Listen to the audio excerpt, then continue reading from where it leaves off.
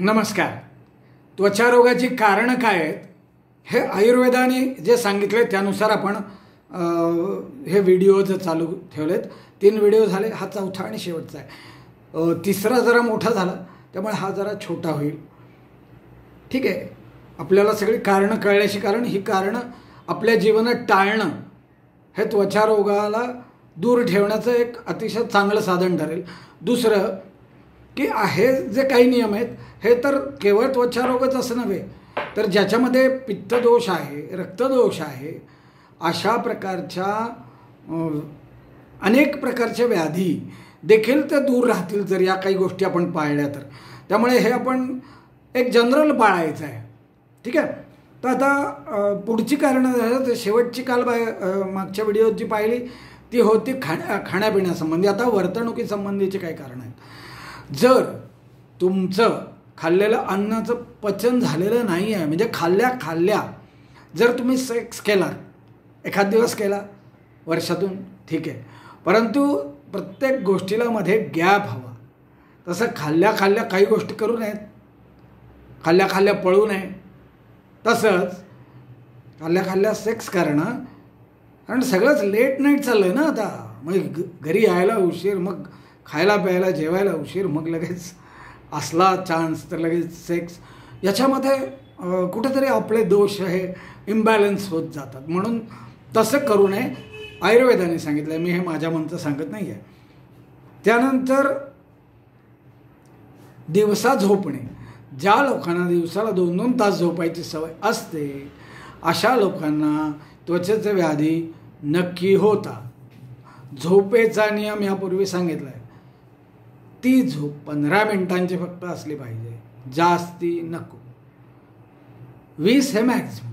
तर थोडा वेळ दुपारी झोपलात तर दॅट हेल्प्स. पण जर तुम्हाला तास 1.5 तास झोपायची सवय असेल तर आम्ही असे अनेक पेशंट्स पाहिलेत. आणि आता मगाशी मी जे 3-4 व्हिडिओजमध्ये जी कारणं सांगतो आहे त्यातले अनेक दिसून येतात, काही प्रकर्षाने दिसतात. तर हे जास्ती दुपारी झोपणाऱ्यांच्यात त्वचादोष अगदी हमखास दिसून येतो. तर म्हणून दुपारी जास्त झोपल्याने देखील त्वचारोग होतो. आणि सगळ्यात महत्त्वाचं, मी तुम्हाला माहिती आहे मी मानवतेबद्दल पण बोलत असतो, व्हिडिओ चालू असतात आपले, ते कुठे ते दोन्ही एका ठिकाणी येतं. म्हणजे मागे मी एकदा असं सांगितलं होतं की जर तुम्ही मानवता पाळलीत तर तुमचा आजार पण कमी होतील. का बरं? कारण आयुर्वेदामध्ये स्वस्थवृत्त सांगितलं आहे. हे स्वस्थवृत्तामध्ये सद्वृत्त पण सांगितलं आहे. म्हणजे मानसिक आजारांचंच ते कारण आहे असं नाही, अनेक आजारांची कारणं होऊ शकतात ती. सद्वृत्त म्हणजे काय की चांगलं वागा, म्हणजेच माझ्या भाषेत माणुसकी किंवा मानवता. तर तुमची जर सद्वृत्ती नसेल, तुम्ही जर चांगलं वागला नाहीत तर तुम्हाला अनेक प्रकारचे विकार होऊ शकतात, होतातही. म्हणून आयुर्वेदाने जसं स्वस्थवृत्त म्हणजे प्रिव्हेंटिव्ह टू द डिसीज काही गोष्टी सांगितल्यात फिजिकल, तशा वागण्यातल्या पण सांगितल्यात. तो विषय वेगळा आहे, आत्ता डिटेलमध्ये जात नाही.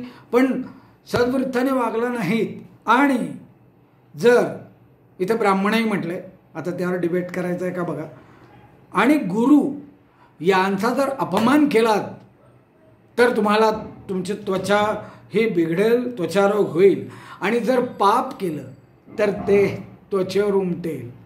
त्यामुळे पाप म्हणजे काय, पुण्य म्हणजे काय, तर चांगलं आणि वाईट एवढंच आहे, सिंपल. तर पाप कर्म केल्याने देखील हा त्वचेचा रोग आढळतो, होतो. त्यामुळे त्याच्यापासूनही जपून राहा. आता हे जी एवढी सगळी कारणं आहेत, ही कारणं जर सतत घडत असली, नेहमी घडत असली, काही कारणं तर एखाद वेळी घडलं तरी लगेच गोष्टी होतात असं पण आहे. जसं तुम्ही जर पावसात भिजून आला लगेच सर्दी खोकला ताप येतो, तसं काही वेळा इमिजिएटलीसुद्धा होऊ शकतात काही यातले.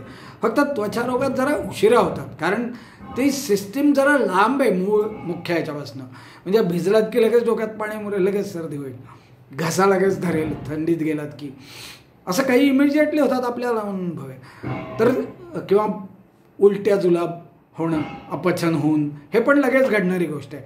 तेवढं त्वचेचं इतक्या फास्ट घडताना दिसत नाही कारण ती सिस्टीम लांब आहे मूळ मुख्य मध्यधारेपेक्षा. त्यामुळे उशीर होतं, पण होतं.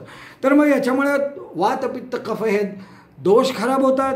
हे दोष खराब झाले की ते 4 धातूंना बिघडवतात. कोणते 4? तर त्याच्यामध्ये त्वचा, रक्त, मांस आणि अंबू म्हणजे क्लेद. तर लिम्फॅटिक सिस्टीम, स्नायू म्हणजे मसल्स, म्हणजे त्वचेच्या आत लगेच असतो ना लेअर, तो मस्क्युलर लेअर, त्यामुळे मांस आणि रक्त त्या सगळ्या या त्वचा रोगांचं मुख्य कारण आहे. आम्ही असं म्हणतो रक्तदोषांतक. तुम्ही कधी बघितलं, ऐकलं असेल की नाही? तर ते औषध त्वचा रोगांसाठी विकलं जातं. ते परिपूर्ण औषध असतंच नाही. पण मग हे 4 धातू बिघडतात. Lymphatic system, blood system, muscular system आणि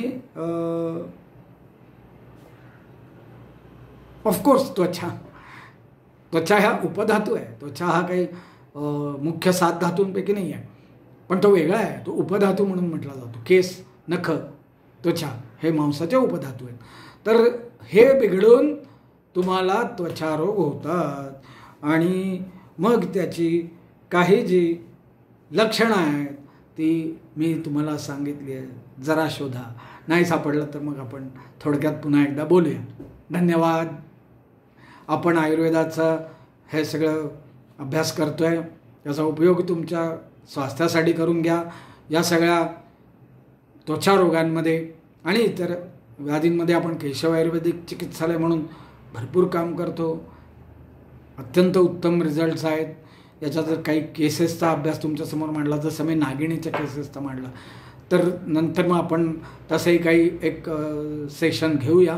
आज आत्ता हा त्वचेची कारणं, त्वचा रोगांची कारणं हा विषय आत्ता इथे थांबवतो.